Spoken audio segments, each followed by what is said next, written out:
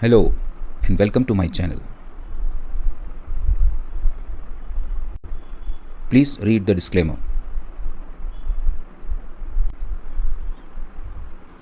Obesity, fatness, मोटापा, overweight, healthy है, खाता पीता है, ये सब टर्म्स तो सुने होंगे आपने।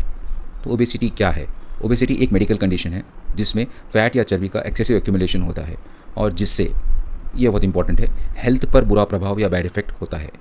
ओबेसिटी को डिफाइन करने और ग्रेड करने के कई तरीके हो सकते हैं, लेकिन बॉडी मास इंडेक्स यानी कि BMI सबसे इम्पॉर्टेंट है।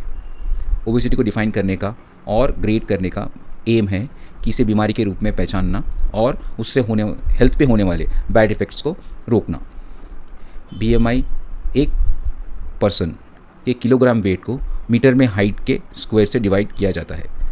एग्जाम्पल, एक पर्सन की हाइट 5 फीट 5 इंचेस है यानी कि 1.65 मीटर्स है और वेट है 60 kg, तो 60 divided by 1.65 whole square so is equal to 25। So इसका BMI 25 है। BMI 30 से ज़्यादा हो तो उससे हेल्थ की रिस्क होती है, इसीलिए उसे ओबेसिटी कहा जाता है। 18.5 से 24.9 तक BMI नॉर्मल माना जाता है। लेस देन 18.5 इसका मतलब पर्सन अंडरवेट है। 25 to 29.5 overweight but not obese. 30 to 34.9 obese grade 1। 35 to 39.9 grade 2 obesity and more than 40 यानी कि ग्रेड 3 या मॉर्बिड या डेंजरस ओबेसिटी। BMI के अपने लिमिटेशंस है। ये फैट और मसल मास के बीच में डिफरेंशिएट या फर्क नहीं कर सकता। इस प्रॉब्लम से एथलीट्स को रॉन्ग ग्रेडिंग या मिसक्लासिफिकेशन होने का खतरा रहता है। BMI एथनिक और जेंडर डिफरेंसेस को भी अकाउंट में नहीं लेता। इतने लिमिटेशंस के बावजूद भी ये अपने सिंप्लिसिटी के कारण काफ़ी पॉपुलरली यूज़ किया जाता है। बॉडी फैट या चर्बी को सबक्यूटेनियस यानी स्किन के नीचे वाली फैट और विजरल फैट और पेट के ऑर्गन्स के अतराफ वाली फैट में डिवाइड किया जाता है। सबक्यूटेनियस फैट पेट के स्किन के नीचे, थाइस के स्किन के नीचे, बटक्स के स्किन के नीचे पाई जाती है। विजरल फैट हमारे बॉडी में 10% से कम होनी चाहिए। एब्डोमिनल ओबेसिटी, सेंट्रल ओबेसिटी या विजरल ओबेसिटी। एब्डोमिनल या विजरल ओबेसिटी विजरल फैट यानी कि ऑर्गन्स के अतराफ में पाई जाने वाली फैट से रिलेटेड होती है। विजरल फैट और सेंट्रल ओबेसिटी ही अक्सर लाइफस्टाइल डिजीज़ के लिए और मेटाबॉलिक डिजीज़ के लिए और हार्ट डिजीज़ के लिए रिस्पॉन्सिबल होती है। ऐसा माना जाता है कि वेस्ट सर्कमफ्रेंस या कमर की सर्कमफ्रेंस विजरल और सबक्यूटेनियस फैट दोनों को इंडिकेट करती है, जबकि हिप्स की सर्कमफ्रेंस सबक्यूटेनियस फैट को रिप्रेजेंट करती है। ओबेसिटी को एप्पल या सेब शेप ओबेसिटी या पेयर यानी कि नाशपाती के जैसी ओबेसिटी में डिवाइड किया जाता है। एप्पल शेप ओबेसिटी में विजरल एंड सबक्यूटेनियस दोनों ही फैट्स ज़्यादा होती है। Apple shape obesity health problem से ज़्यादा रिलेटेड होती है। नाशपाती या पेयर शेप्ड ओबेसिटी में सिर्फ सबक्यूटेनियस फैट बटक्स और थाइस के अराउंड में ज़्यादा होता है। इस टाइप की फैट डिस्ट्रीब्यूशन कम हार्मफुल मानी जाती है।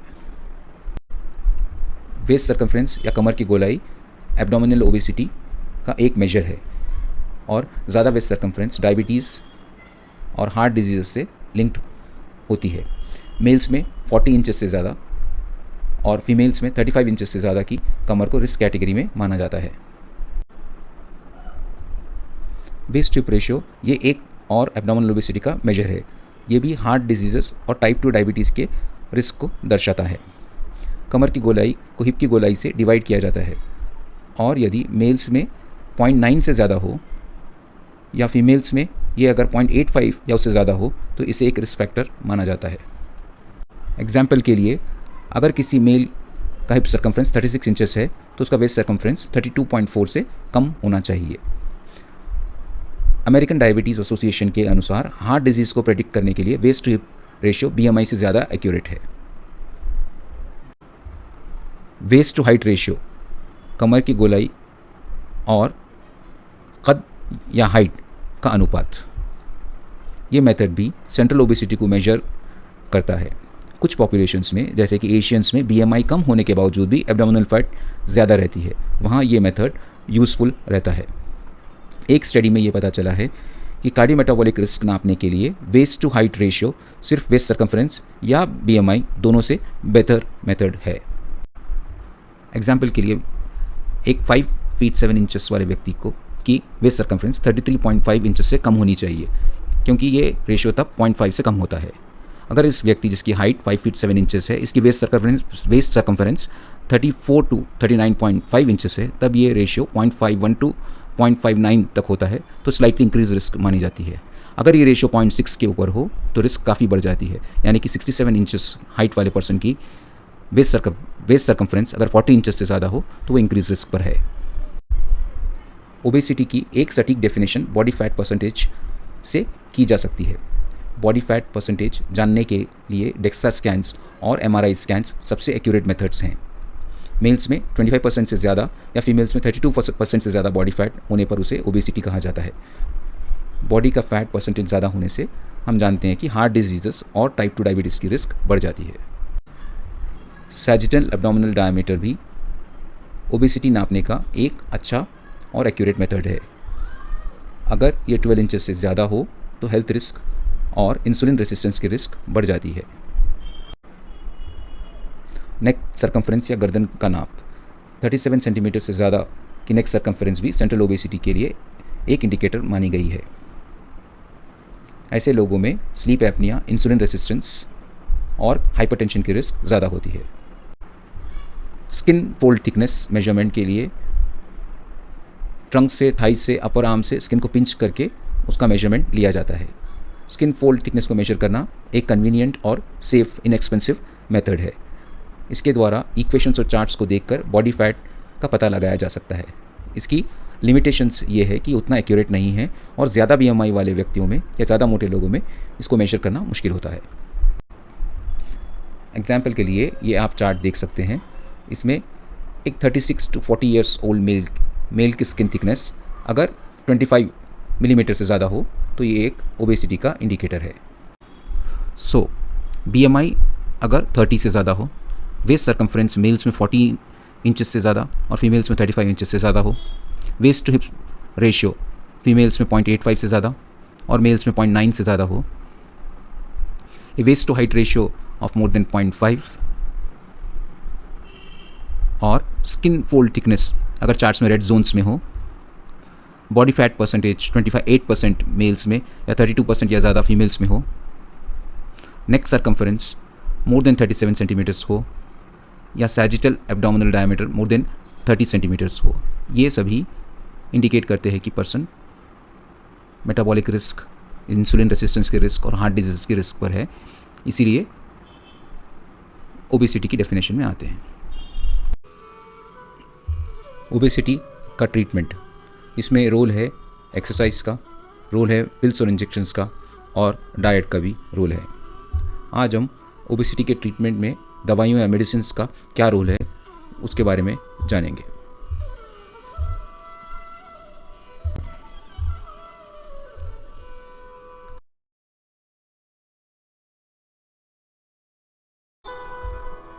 US FDA ने 6 मेडिकेशंस को ओबेसिटी के लॉन्ग टर्म ट्रीटमेंट के लिए अप्रूव किया है।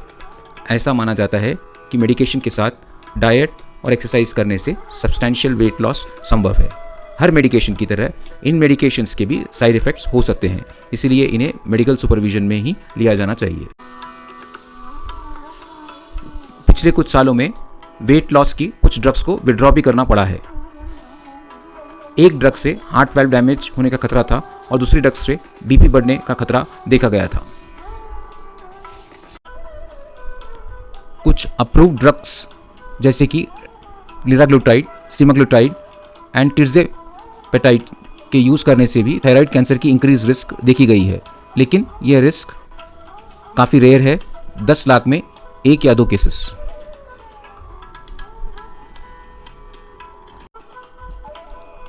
आइए कुछ इंपॉर्टेंट मेडिसिन के बारे में जानकारी हासिल करें।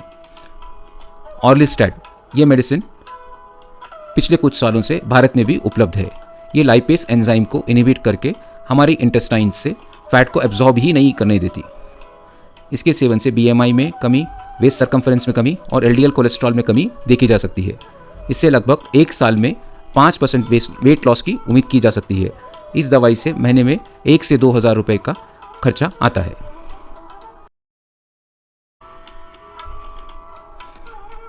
इस मेडिसिन के सीरियस साइड इफ़ेक्ट्स नहीं हैं। कुछ लोगों को फैटी स्टूल्स में ऑयल और इंक्रीज्ड स्टूल फ्रीक्वेंसी हो सकती है। इसबगोल का सप्लीमेंट लेने से इसे रोका जा सकता है।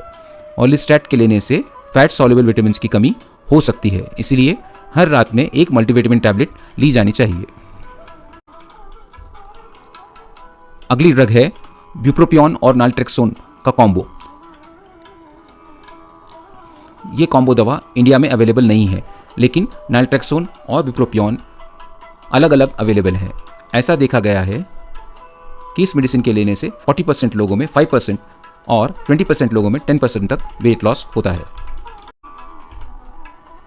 इसके साइड इफ़ेक्ट्स अधिकतर सीरियस नहीं है। नॉजिया, वॉमिटिंग, हेडेक, कभी कभी BP या हार्ट रेट का बढ़ना हो सकता है।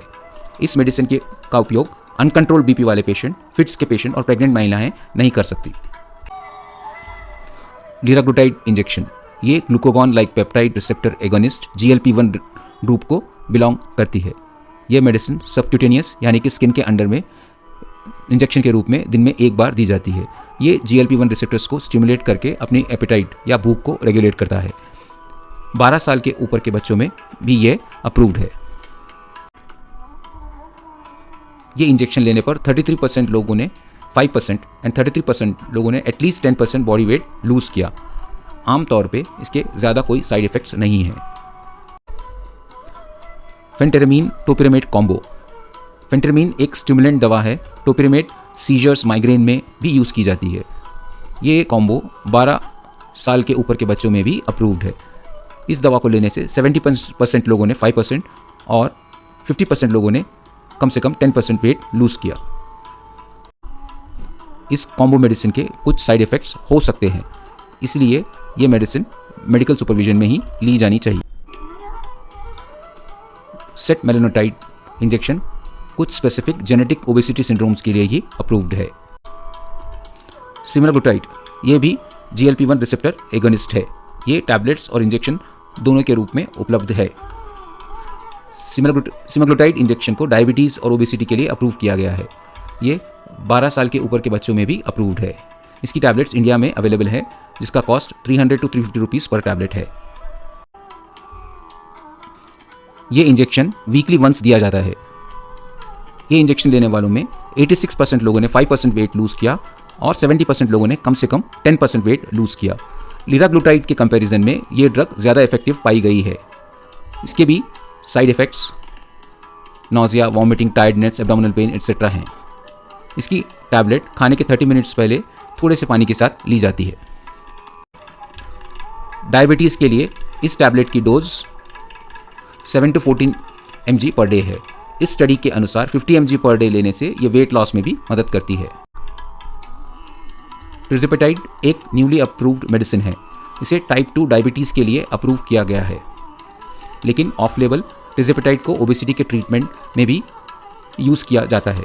ये GLP-1 रिसेप्टर्स के साथ साथ GIP यानी कि ग्लूकोज डिपेंडेंट इंसुलिनोट्रोपिक पॉलीपेप्टाइड रिसेप्टर्स को भी स्टिमुलेट करता है। ये वीकली वंस इंजेक्शन के रूप में दिया जाता है और इससे वेट लॉस के लिए काफ़ी इफेक्टिव पाया गया है। पूरे वर्ल्ड में कई लोग कई तरह की अपनी जादुई मेडिसिन और ट्रीटमेंट लोगों को बेच रहे हैं और इन्हें वे काफ़ी इफेक्टिव और सेफ भी बताते हैं, लेकिन इनकी इफेक्टिवनेस और सेफ्टी दोनों भी अनसर्टन है। कई OTC वेट लॉस ड्रग्स जो कि अप्रूव नहीं हैं लेकिन काफ़ी पॉपुलर हैं। एग्जाम्पल ग्रीन टी एक्सट्रैक्ट, इसमें कैफीन और कैटचीन्स होते हैं जो हमारे मेटाबॉलिज्म को बूस्ट कर फैट बर्निंग में हेल्प करते हैं, ऐसा दावा किया जाता है। और ऐसा एक प्रोडक्ट है गार्सिनिया कंबोजिया, ये भी कई OTC वेट लॉस दवाओं में पाया जाता है। यह हमारी एपेटाइट को सप्रेस करने का काम करता है। और एक OTC प्रोडक्ट है कॉन्जुगेट लिनोलिक एसिड या CLA। रास्पबेरी कीटोन्स रास्पबेरी से निकाला जाता है, ये भी फैट बर्निंग में हेल्प करता है, ऐसा क्लेम किया जाता है। कैप्सेसिन जो कि चिली पेपर में पाया जाता है, ये भी कई वेट लॉस ड्रग्स का कंपोनेंट है। ग्रीन कॉफ़ी बीन एक्सट्रैक्ट, ये भी एक पॉपुलर इंग्रेडिएंट है। ये सभी OTC प्रोडक्ट्स अक्सर मेटाबॉलिज्म को बूस्ट करने का, एपेटाइट सप्रेस करने का और फैट बर्निंग में हेल्प करने का क्लेम करते हैं। ये बिना साइड इफ़ेक्ट्स के होने का भी क्लेम करते हैं। इनकी सेफ्टी और इफेक्टिवनेस दोनों भी अनसर्टन है। एक्सट्रीम ओबेसिटी केसेस में बैरियाट्रिक सर्जरी का भी सहारा लिया जाता है। बैरियाट्रिक सर्जरी यानी कि वेट लॉस सर्जरी, इससे सीवियर ओबेसिटी वाले लोगों में सिग्निफिकेंट और सस्टेन वेट लॉस होता है। स्लीव गैस्ट्रेक्टमी और गैस्ट्रिक बैंडिंग जैसे प्रोसीजर्स पॉपुलर हैं। ये बैरियाट्रिक सर्जरी एक्सट्रीम ओबेसिटी वाले केसेस में जिनका BMI 40 के ऊपर हो या जिनका BMI 35 के ऊपर हो, लेकिन साथ में उन्हें अनकंट्रोल्ड डायबिटीज़ या अनकंट्रोल्ड हाइपरटेंशन और स्लीप एपनिया जैसी कंडीशंस भी हो। इस सर्जरी के सिग्निफिकेंट बेनिफिट्स हैं तो सिग्निफिकेंट रिस्क्स भी हैं, इसीलिए इसका डिसीजन एक्सपर्ट्स की हेल्प से ही लिया जाना चाहिए।